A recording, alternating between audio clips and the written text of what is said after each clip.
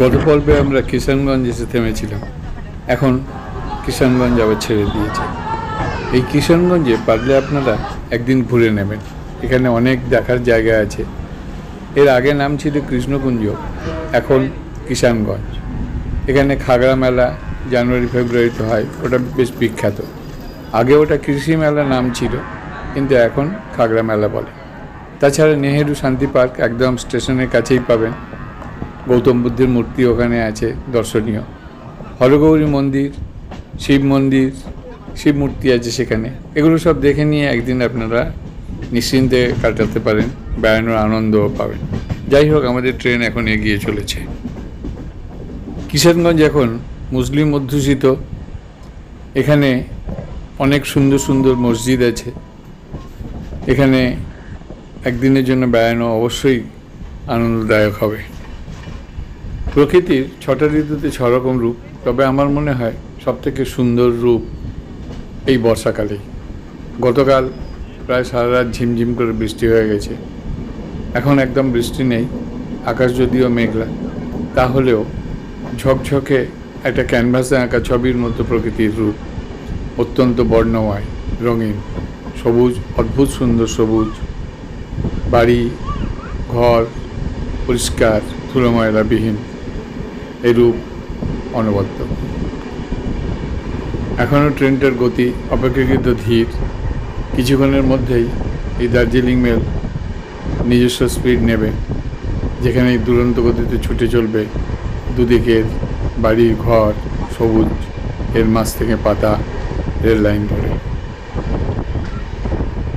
ধীরে ধীরে আমরা এগিয়ে চলেছি নিউ জলপাইগুড়ির দিকে। নিউ জলপাইগুড়ি সমগ্র উত্তরবঙ্গ থেকে আরম্ভ করে সিকিম, ভুটান ইত্যাদি যাওয়ার অভূতপূর্ব সুন্দর জায়গা। দার্জিলিং মেলের গতি প্রতি মুহূর্তেই বেড়ে চলেছে। আমরা ছুটে চলেছি সবুজ আর মাটি আর বর্ষার গন্ধ মেখে নিয়ে নিউ জলপাইগুড়ির দিকে। এতক্ষণে সবার কাছে খবর হয়ে গেছে নিউ জলপাইগুড়ি আসছে। নিউ জলপাইগুড়ি এই দার্জিলিং মেলের মূল গন্তব্যস্থল। সবাই ওখান থেকে নেমে বিভিন্ন জায়গায়, কেউ নিজের বাড়িতে, কেউ বেড়ানোর জায়গায় যাবে। এখন গুছিয়ে নিচ্ছে, যদিও অলসভাবে গুছাচ্ছে, কারণ এখনও বেশ কিছুটা সময় বাকি আছে।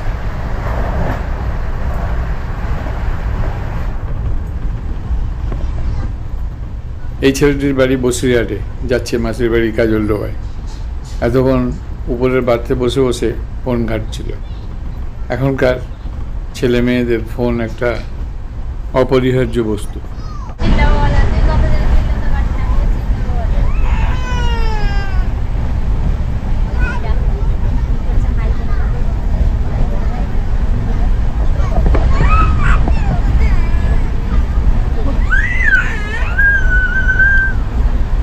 আরো কান্না দে, কান্না দে, আরো কান, আরো কান, কান, কান্না কর, কান্না কর, আরো জোরে। হাসবি না, হাসবি না, কান্না কর, কান্না কর, কান্না, কান, কান। হ্যাঁ, দেখ সব তুলে নেব। কান্না কর, কান্না কর।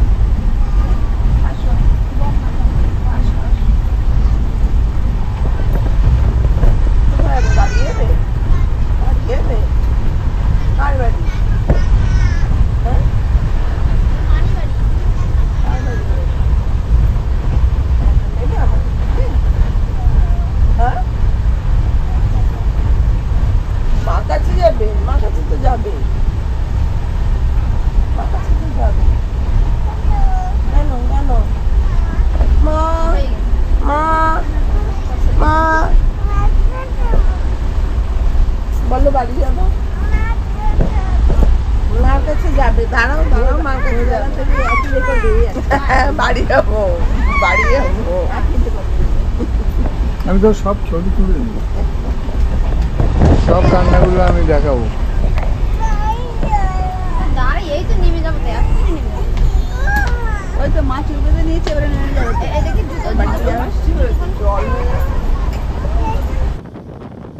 বারবার আমি ক্যামেরা ঘোরাচ্ছি বাইরের সবুজের দিকে।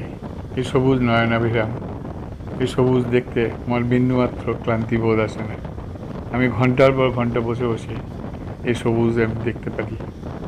এই সবুজ বর্ষা স্নাত পৃথিবী আমাকে খুব মুগ্ধ করছে।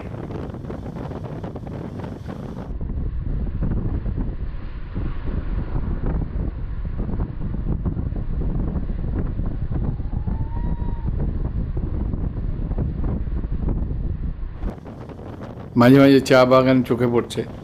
বর্ষাকালে প্রকৃতি অপরূপা, এই সৌন্দর্যের বর্ণনা প্রকৃতি নিজেই। পাহাড়ের ঢালে চা বাগানের কথা আমরা চিরকাল জেনে এসেছি, কিন্তু বর্তমানে বিভিন্ন জায়গায় প্রায় সমতল ভূমিতেও চা গাছ তৈরি করছে।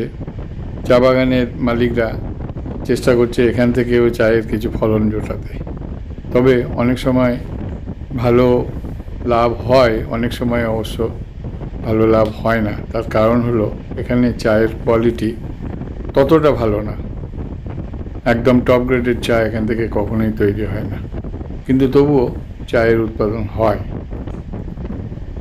চা খেতে তত ভালো না হলেও বাগানগুলো দেখতে ভারী সুন্দর, সাজানো গোছানো। এই অঞ্চলে চায়ের সাথে সাথে প্রচুর আনারস চাষ হয়। এখন আনারস গাছ মাঝে মাঝে দেখা যাচ্ছে। আনারসের ফলের সময়, এই সময় ফল ধরে গেছে, আস্তে আস্তে বড় হয়ে গেছে। বড় হয়ে গেলে তারপরে এগুলো কেটে ফেলা হবে।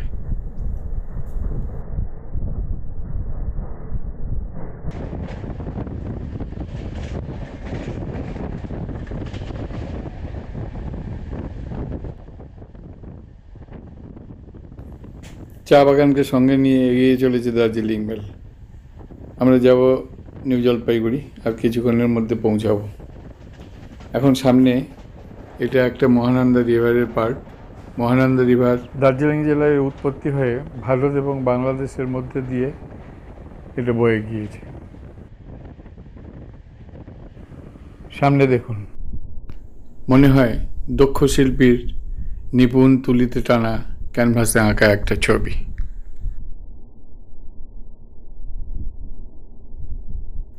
ব্রিজের উপর দিয়ে এখন চলেছে আমাদের ট্রেন।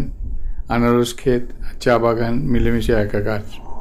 দুজনের সহাবস্থান অবশ্যই আমাদের নয়নের আনন্দ দিচ্ছে। মাছ থেকে চলে যাওয়া নদীটা এর সৌন্দর্য আরও অনেক বাড়িয়ে তুলেছে। তবে বৃষ্টির জলে এখন নদীর জল একটু ঘোলাটে, একটু লালচে মতোই, কিন্তু তাতে আমাদের সৌন্দর্যের কোনো ঘাটতি ঘটেনি। এই সময় শুধু প্রকৃতিকে উপভোগ করার।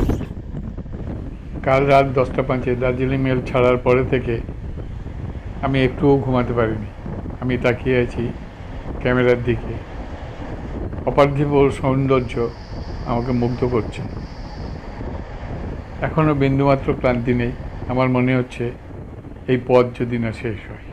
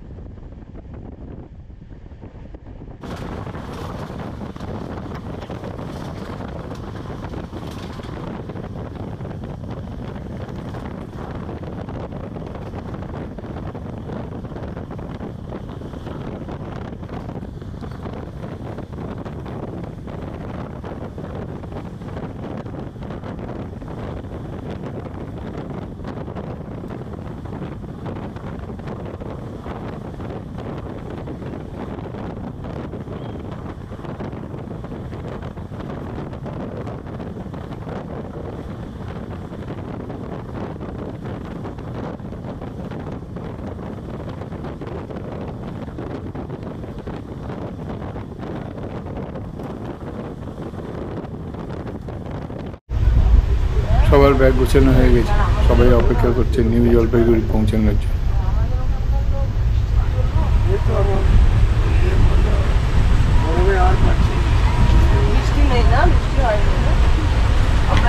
একটা ঠান্ডা হাওয়া দিয়েছে, শিয়ালদা আমরা দেখলাম বৃষ্টি হচ্ছে, ওই শিয়ালদা একটুখানি বৃষ্টি হচ্ছে, কিন্তু বলছে যে ওই একবার হাওয়া দিল ঠান্ডা হাওয়া, তারপরে সারা রাত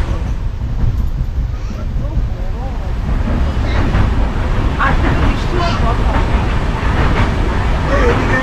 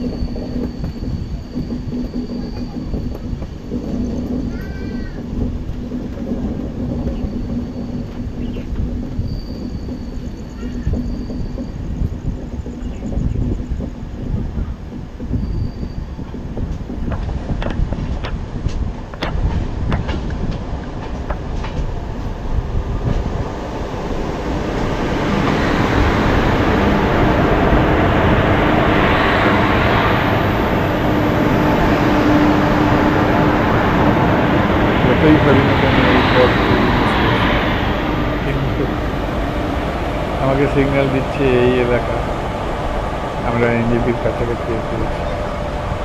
আমরা এনজেপি স্টেশনে নামব, আমাদের শুরু হবে আবার নতুন একটা পথ। ঠিক আছে, তাই চলুন।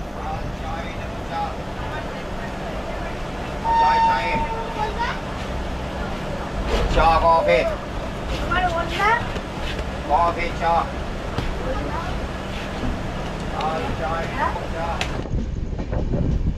এনজেপির আউটার ক্রস করে যাচ্ছি ধীরে ধীরে।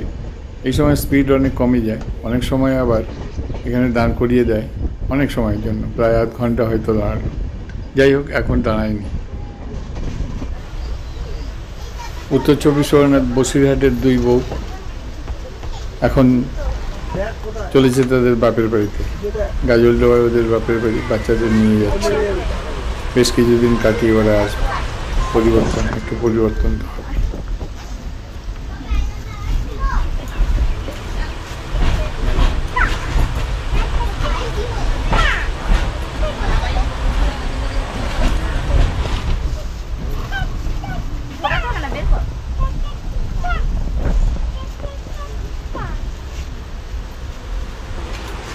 আমাদের বাড়িতে যাবি? তোমাদের বাড়িতে যাবো? আমার বাড়িতে কাছে, এখানে চল। এই চলো চলো, এসো, চলো আমাদের বাড়িতে, আমাদের বাড়িতে চলো, আমাদের বাড়িতে চলো।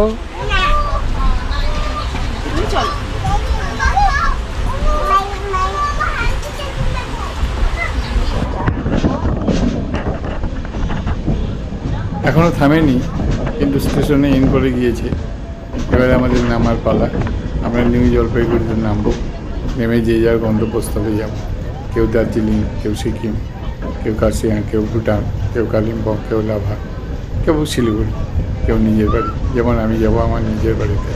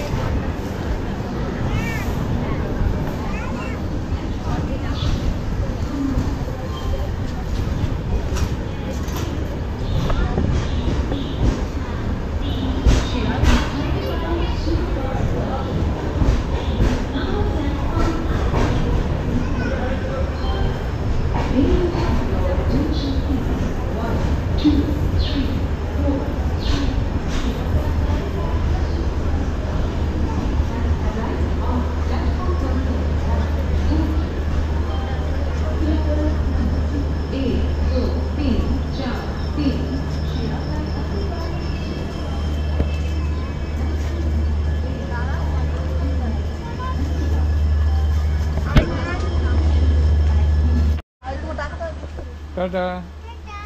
চলো এসো, তোমরাও এসো, তোমরাও নামবে তো, এসো এসো।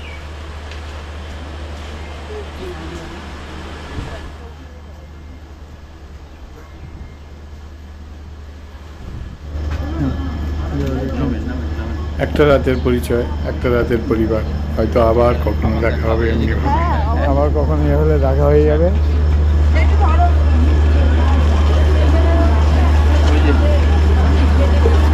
আপনাদের টিম দেখা হয়ে গেছে, এসকালেটর চলছে। অবশ্য এনজেপিতে এসকালেটর ঠিক প্রায় ঠিকঠাকই থাকে। আমরা ঠিক করলাম এসকালেটর দিয়েই উপরে উঠব। এইখান থেকে উপরে উঠতে হবে, উপরে উঠে বেশ অনেকটাই যেতে হবে ডান দিকে। ডান দিকে গেলে তারপরে এনজেপি স্টেশন চত্বর, ওখানে সমস্ত গাড়িরা অপেক্ষা করে বিভিন্ন জায়গায় যাত্রীদের নিয়ে যাওয়ার জন্য। চলুন।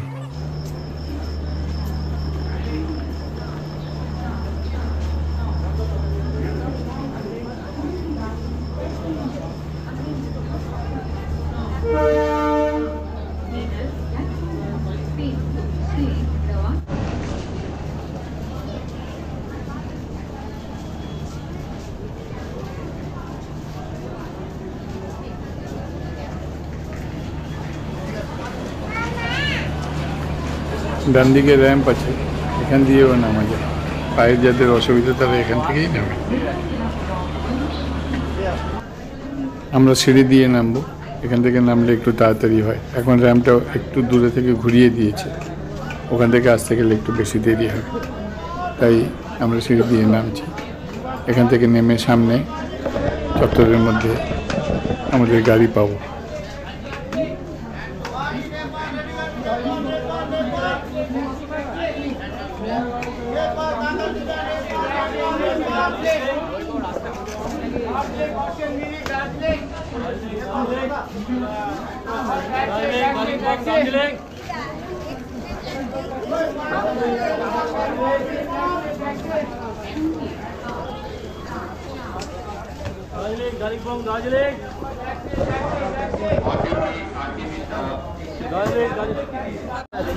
যেখানেই যেতে চান না কেন, গাড়ি ঠিক করা না থাকলেও কোনো অসুবিধা নেই। সকালবেলা দেখবেন এখানে সবাই ডাকছে বিভিন্ন জায়গায় যাওয়ার জন্য, পছন্দ মতো গাড়ি দেখলেই। রেল ইঞ্জিনের মডেলটাকে ডান দিকে রেখে বাম দিকে দেখলে অনেক গাড়ি পাওয়া যাবে, সেখান থেকে গাড়ি নিয়ে যাওয়া যাবে। আমরা আমাদের গাড়ি নিয়ে বেরিয়ে পড়লাম, রাস্তা ধরে এগিয়ে চলেছি আমরা সবাই। এই পর্ব আমরা এখানেই শেষ করব। যদি আপনাদের ভালো লেগে থাকে তাহলে শেয়ার এবং সাবস্ক্রাইব করবেন, কমেন্ট করে জানাবেন কেমন লাগলো।